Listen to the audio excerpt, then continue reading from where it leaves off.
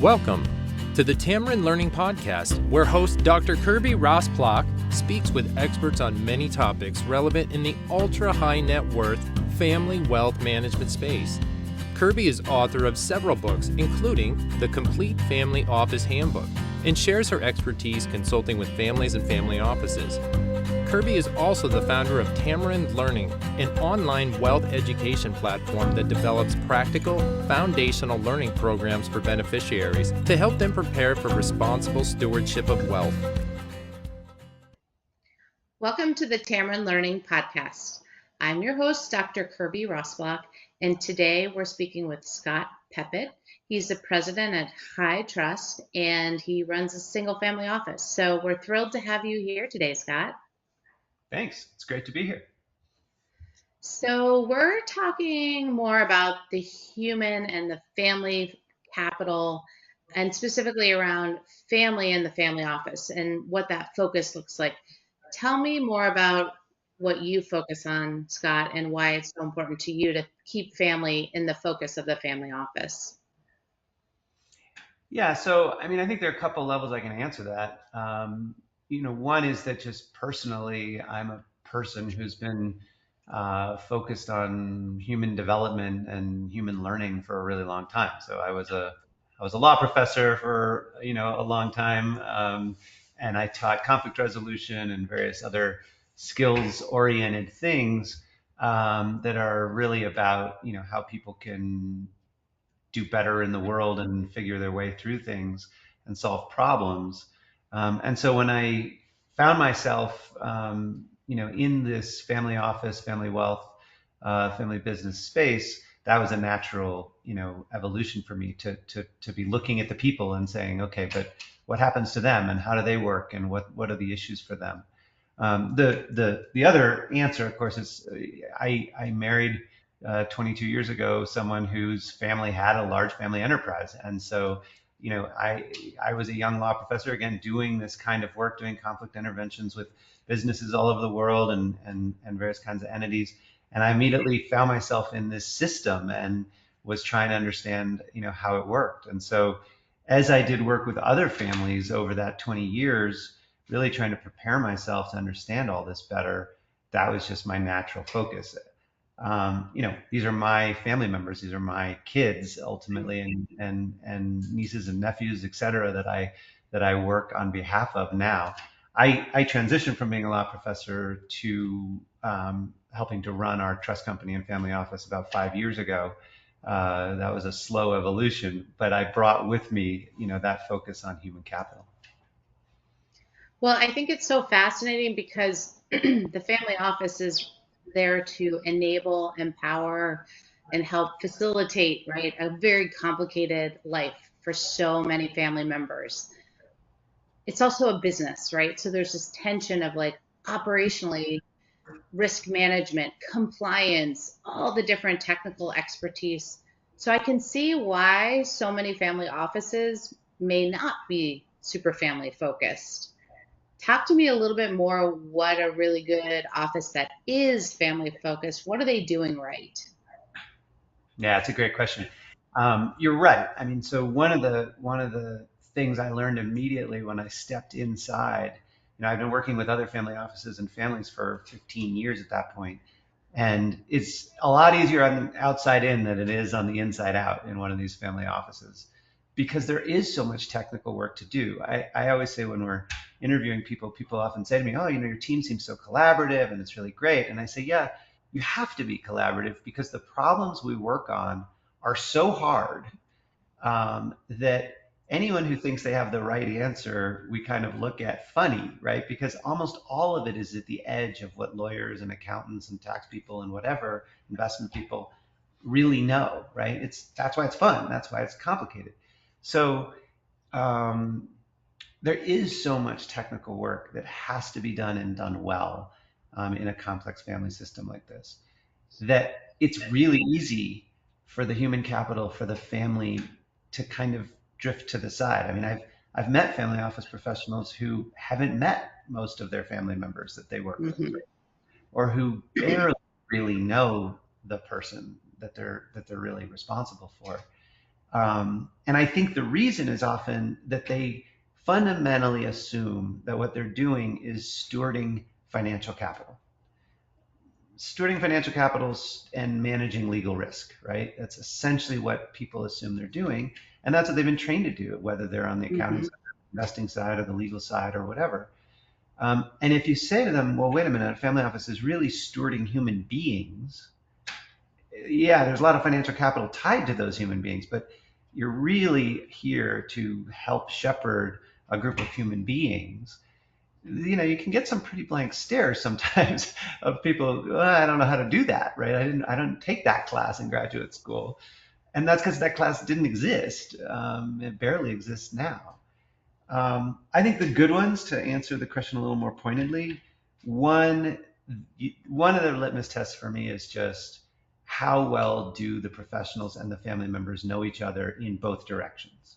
So do they know each other's names? Do they know each other's kids' names? Do they know the issues? Have they actually had a meal together besides a huge thing with 50 people in it? That's a small test, but it's a pretty good test, because often it's one direction or the other. The professionals may have a CRM that tells them all that information, but the family members don't care or know anything about the professionals. That's dangerous for me. That's a sign for me. So that's one litmus test. But in general, it's you're looking for self-awareness on both sides of these issues are real and they're important, and we have to be focused on them somehow. I love how you connected that we're stewarding family beings, not just stewarding family wealth. And I'm thinking about some of the families I've had a chance to work with over the years. One in particular where the concept of stewarding wealth has been historically really a powerful motivator for the legacy.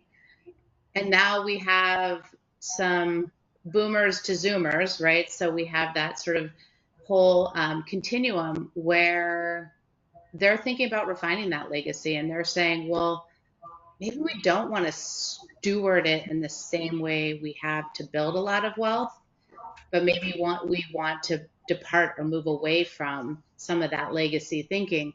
I think so much about how the family office, if they don't know who they're serving and what they're trying to accomplish, could very much stick to that mandate of make as much money as possible with the money that we are managing, right? Yep.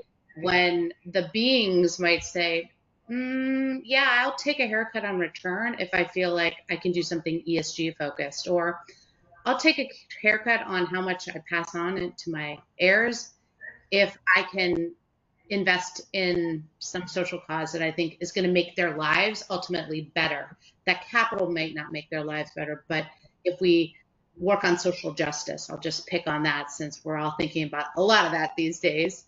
Maybe that will make their lives and that generation's lives better. I don't know. How do you respond to sort of that issue? I think that's right. Family members don't just inherit financial capital; they inherit an architecture. They inherit a set of assumptions and a culture in the family office or in the family system, however it's organized.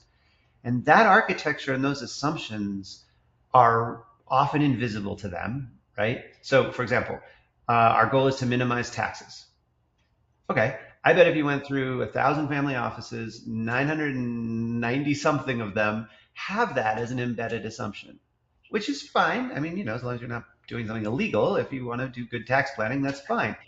But that's an inherited assumption that some of the family members may not agree with, right? They may say what you just said, which is, hey, I'd actually give less to my heirs in order to do, follow. So, okay, fine. How are you going to have that conversation if it's all invisible, right? If it's all subterranean, if it's all just the wallpaper and no one's paying attention?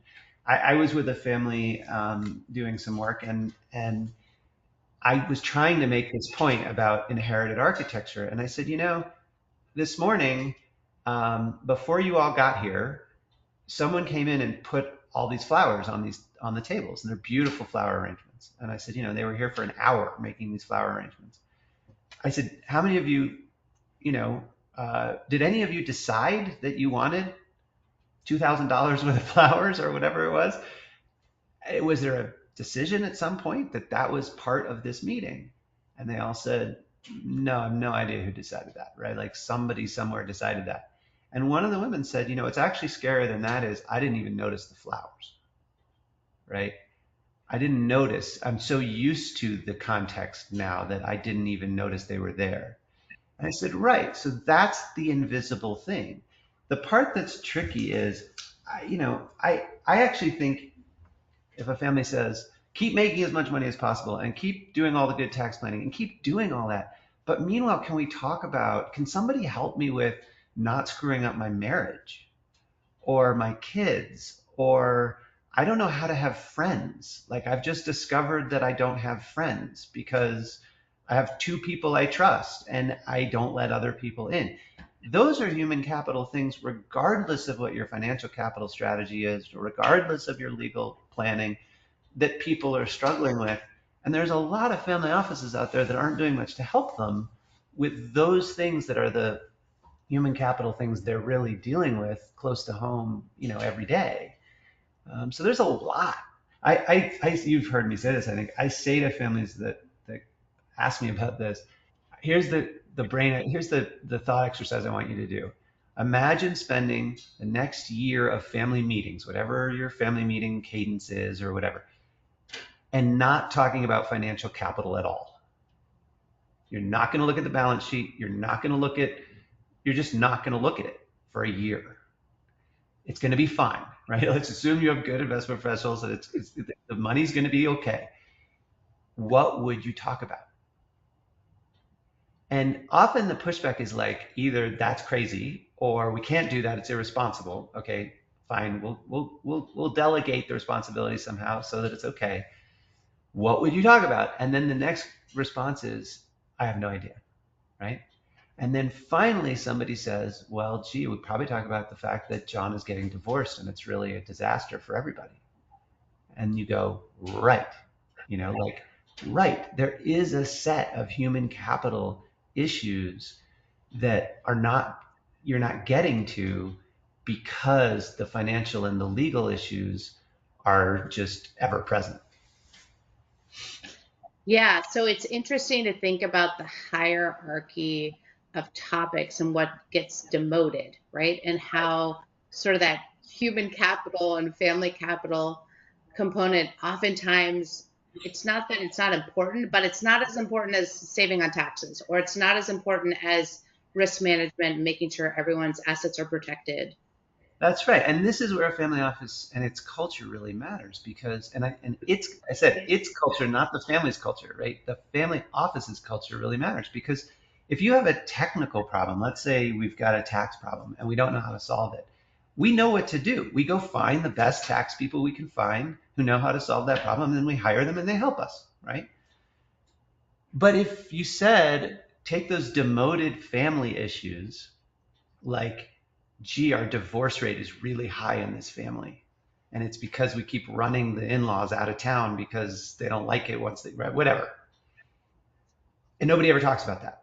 Well, the family office could help with that. There's probably nobody in the family office that knows the answer, but they could go find the best three people in the world who know how to talk about that. And they could bring them in and they could learn from them. And then they could help the family learn from them and they could convene conversations and they could do all the things that they know how to do if the demoted issue gets undemoted, right? Yeah. And get taken as, hey, and corporations, I mean, you know this, corporations have gone through this exact same cycle over the last 25 years where they suddenly figured out 25 years ago, our human beings are our primary assets. We have to invest in our human beings systematically the same way we upgrade our machines and our computers and all the other assets that we have. How do we do that? Well, families need to do that too, right? And family offices need to do that too. Well, that's kind of a good segue because I love that you are so focused on tools and things to help families start to unpack and uncover and explore and just have an opportunity to step into conversations into areas that feel a little foreign, maybe a little unfriendly, but to begin to be empowered to do this self work themselves. And so I'm thinking about your 5 capitals assessment. I'm thinking about different tools and podcasts and videos that you've created. Um, Talk to us a little bit more about how family members can start to empower themselves, or how their family office can start to empower family members to learn up and be prepared.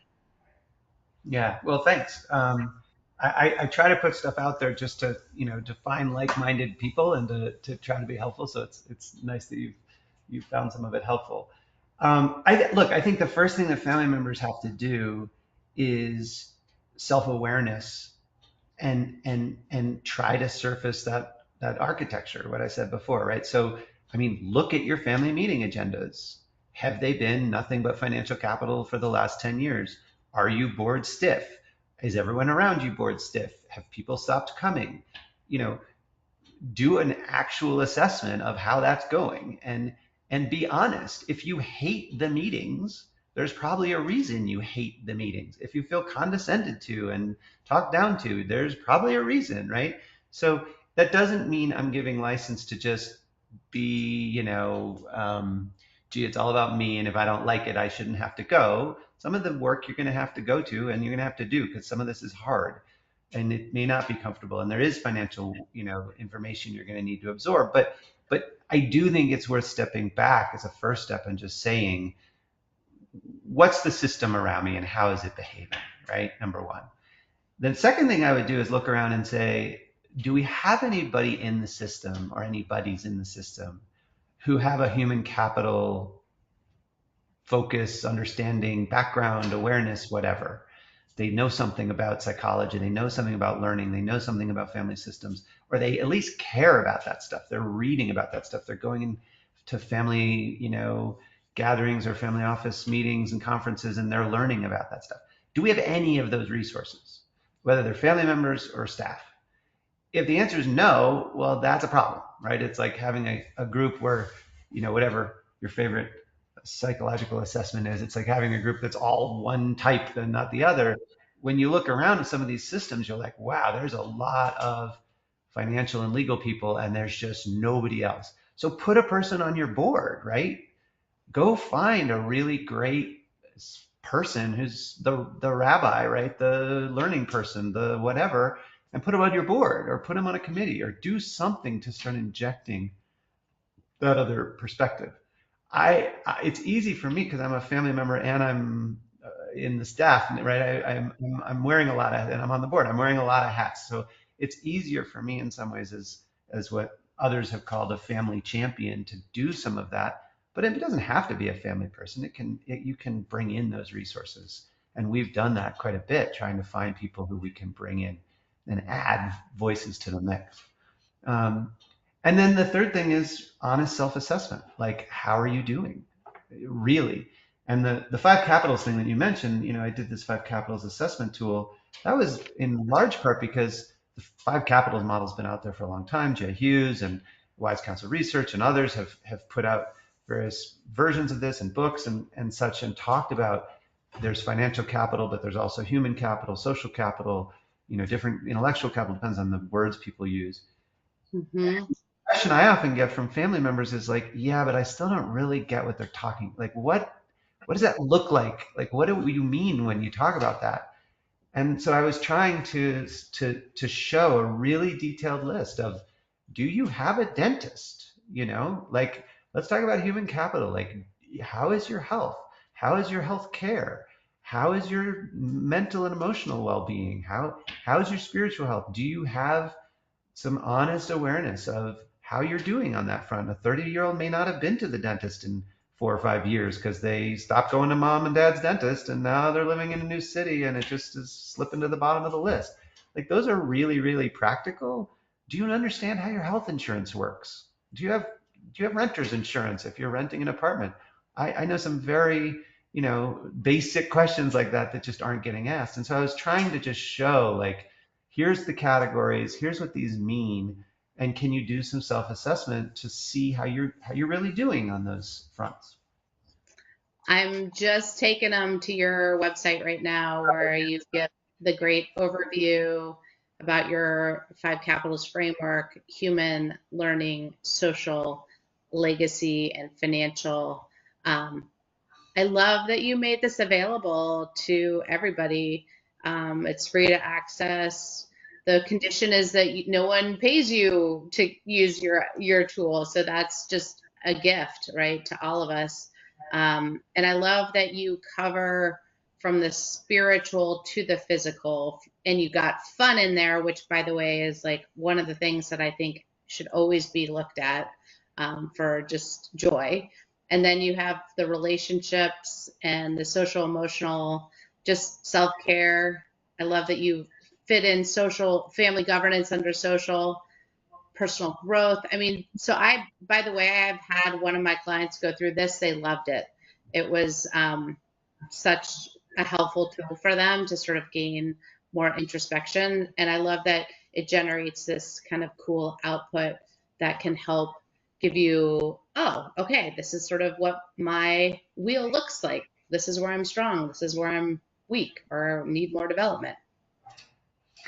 Well, again, thank you for that. And I should say this borrows again, from a lot of folks in our field that both the five capitals model, obviously, but also some of the questions. I mean, yeah, there you go. I put some thanks there for people where I took questions and added them in. And my hope with something like this is that families will develop their own list of questions. I mean, I don't think that's an exhaustive list. I think even some of the folks that you and I know in the field have said to me, oh, well, what about this question or what about that question? And I'm like, yeah, that's a great question. I'm guessing that families will have their own questions, but something, right? Start somewhere with how are we doing? Um, Yeah. and if the answer is,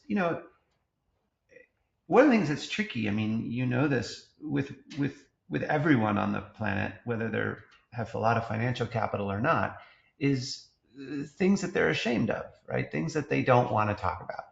And what's that demotion? I love your word demoted. The issues that get demoted are conveniently demoted often because they may feel icky, right? They're not. I don't want to talk about the fact that my marriage is in trouble, or I don't want to talk about the fact that one of my kids is really not doing so great, or whatever, a mental health issue, or Yeah. and and and so part of it for a family is, I've really had my eyes open in the last year or so to the phenomenon of wealthy families or wealthy family members, particularly younger ones, particularly women, I actually think as well, feeling like everything has to be fine. I'm so blessed. I have so much in financial resources. I've never wanted for anything. It's not okay for me to be not okay. I have to always be happy and healthy and everything's great, which is not a good prescription for actually getting through life, right? That's a real challenge. That that is part of this. It's self-assessment of it's okay to not be a five on everything, right? That's Yeah. okay. And we can probably help you if you're a one on a bunch of things, or but but it requires honesty first. Yeah. And I think that's a really powerful takeaway from just any of the work that's getting done in family offices is just how much transparency, how much honesty on both sides, the family and the family office. Because, right, the family office has usually its own quirks and own kinds of issues that are it's facing. And then the family has its own issues. And so if there isn't that transparency to the key family that need to know about, like, hey, we need to like fine tune these things over here. Or I also think about families who are going through a major transition and need to think about, oh my gosh, like we need to look at that invisible infrastructure. We need to account for it. We need to figure out what we're going to like pass, not continue and what we need to continue. And so there's so much around honesty, having honest conversations to Yeah. do the work to build better and stronger. Yeah, I couldn't agree with you more. I mean, I think that's a huge part of this. And again, the thing I'm amazed with, and now that I'm inside of family offices, um, a lot of time can go by dealing with the obvious issues that need to be dealt with, right? Investing the capital, managing it, doing all that. A decade can go by. And, suddenly you kind of wake up and remember, wait, we haven't dealt with any of these other kinds of issues. Or, gee, the family's really drifting. Or, gee, the family's really not engaging, or whatever. Um, and so I just think that family offices really do have to try hard to put this stuff into the center of their attention, year over year, and chip away at how do we do this. I had a conversation with a family member from another family recently, and she said, it's really funny reading some of the stuff you've put up because 10 years ago, we were introduced to the five capitals idea and we got really into it and we were really committed. That was going to be great. And she said, and when I look at our agendas as a family for the last 10 years, the only thing we've talked about is financial capital. She's like, we didn't change one thing about our agendas or the time we spend together because every time we'd set an agenda, there was something pressing that had to be dealt with. And so we dealt with it and we defaulted to the balance sheet and the financial balance sheet. And she's like, I'd really like to take another crack at it, but I just realized we missed a decade. And I said, well, right, that's what happens. That's what happens. But it's not easy to do, and it's definitely not easy for family office professionals either. Well, I always like to end any podcast on the up notes, and I think one thing families might benefit from is figuring out what gives urgency to those family issues. And sometimes we triage, right? We're like, oh my gosh, so and so is having this. Oh, we got to do this. Oh, he's moving to this jurisdiction that's very tax austere. So we end up prioritizing, right? We demote some of those family focused areas. Maybe there's an opportunity to say, what are the things that positively on the family that we want to emphasize or lean into? Yeah. Gosh, we have so and so and so and so graduating from college, or they just completed a master's, or maybe they actually want to go back and finish their degree. I mean, right? We can have family that are off the rails or in different places and committing emphasis to where family are moving and leveraging, right, that momentum. And so I guess one question I have for you is, what have you seen work in the family you work with or with other families where putting family back into the emphasis or the focus of the family office is really working well? I mean, this is where I think the genius of the five capitals idea. And again, whether you have five or you have six, you have three, and whether they're what you call them, I really don't care. But the genius of that idea for me is that number one, it obviously gets people to focus on something other than financial capital. That's good. But what it also does is it says to the family members, there's multiple kinds of wealth, there's multiple kinds of capital.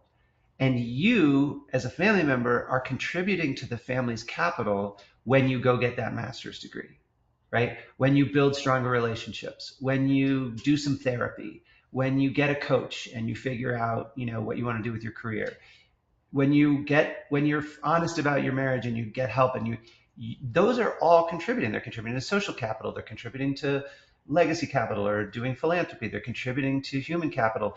Those are all contributions to the family's wealth.